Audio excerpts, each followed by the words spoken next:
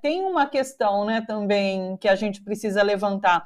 Chegando em Bolsonaro, daí tem esse esbarrar no PGR, né, que é sempre um problema ali. Augusto Aras é cupincha de Bolsonaro, e daí a gente talvez não veja uma investigação em andamento, mas o barulho que esse chegar ao Bolsonaro pode fazer é importante, né? Lembrando que, inclusive, o que se diz é que a Polícia Federal só conseguiu avançar com essa investigação porque Milton Ribeiro não tem mais foro privilegiado depois de deixar de ser ministro, né? Porque senão a investigação da Polícia Federal não teria nem conseguido se aprofundar.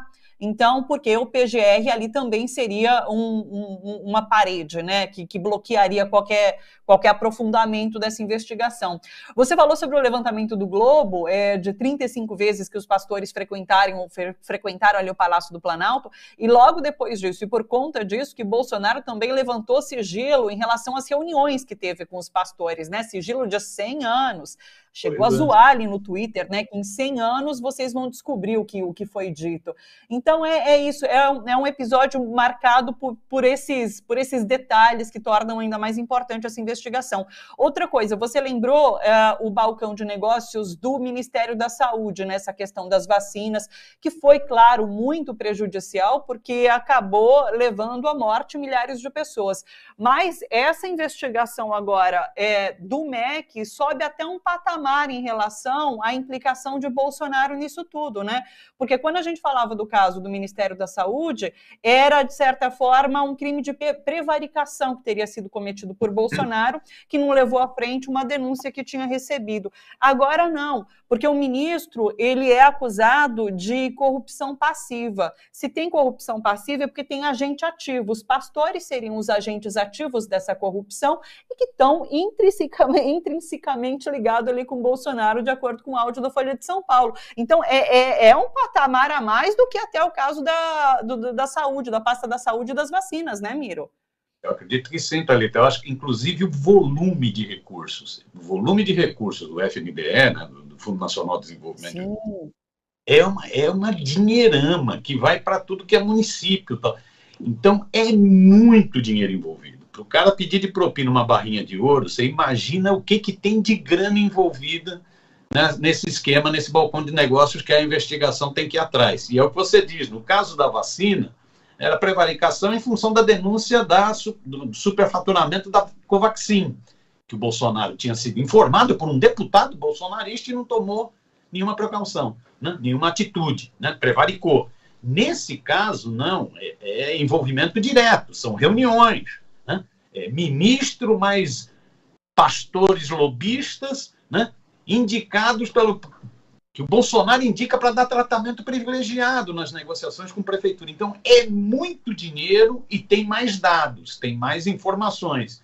Por isso que eles fizeram de tudo, ele logo que percebeu que a coisa era brava, né, que já ia respingar em março, ele teve que defecar o ministro da Educação, teve que defecar o pastor, para a tristeza da Michelle, na ocasião a Michelle ficou muito triste, né? Ela disse, eu confio muito nele, Deus vai provar que ele é uma pessoa inocente, porque a Michelle disse na ocasião, porque dizem inclusive que a Michelle teve um papel decisivo na indicação do pastor, né? Do Milton Ribeiro. Né? Então, você tem isso, então isso vai se avolumando. Na época teve essa pressão, ele tomou logo a atitude de defecar, mas só que agora voltou. Pode, inclusive, indicar uma certa divisão na Polícia Federal, a conferir. Porque um setor da Polícia Federal está totalmente vinculado a esse ministro da Justiça, esse Anderson Torres, que é um babão, que é um puxa-saco de primeira, é pior do que o Pazuello, né? Pazuello tinha aquela frase, né? Ele manda, eu obedeço. Esse chega a dar prêmio, né? Medalha de mérito indigenista para o Bolsonaro. Esse é de um puxa-saquismo torpe, né? Uma coisa vergonhosa. Então tem um setor da Polícia Federal que é muito vinculado ao Anderson, a esse ministro da Justiça, né? Esse bajulador. Né?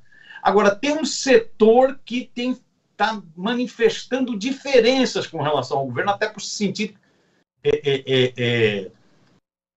injustiçado pelo governo no que o governo prometia, no que o Bolsonaro prometia em termos de reajuste, de carreira e tal.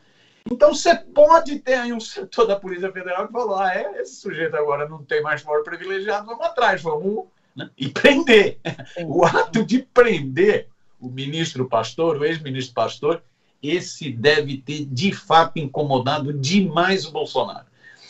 As investigações pode sair CPI, difícil, mas é um movimento que a oposição, no meu entender, deve fazer, deve bater bumbo, tem que ter CPI para apurar o que ocorreu exatamente nesse balcão de negócios no Ministério da Educação, quanta grana está envolvido, quem está envolvido, né? Ouvir vários prefeitos, né? Para saber a dimensão desse assalto aos cofres públicos. Mas mesmo que não saia a CPI, só o fato de já ter prendido o ministro, mesmo que ele seja solto agora à noite, que é a tendência, né? Mesmo que ocorra isso, mas isso já ficou, doeu nele. Essa entrevista do Bolsonaro de manhã é a entrevista de quem sentiu, porque era uma mentira. Era uma mentira que ele contava com muito gosto. Nesse governo não tem corrupção, não tem corrupção, não tem corrupção. E aí, amiguinho? Rachadinha, mansão, cartão corporativo com sigilo, meio ambiente, saúde e agora educação. E você diz que não tem corrupção? Isso é um verdadeiro laranjal de corrupção. Só dá bandido nesse governo, né? Então, isso pegou pesado, né? Isso vai gerar um desgaste grande. Isso talvez interfira nas próximas pesquisas que vão sair. Olha, espero muito que na quarta-feira que vem a gente esteja aqui discutindo o aprofundamento dessas investigações.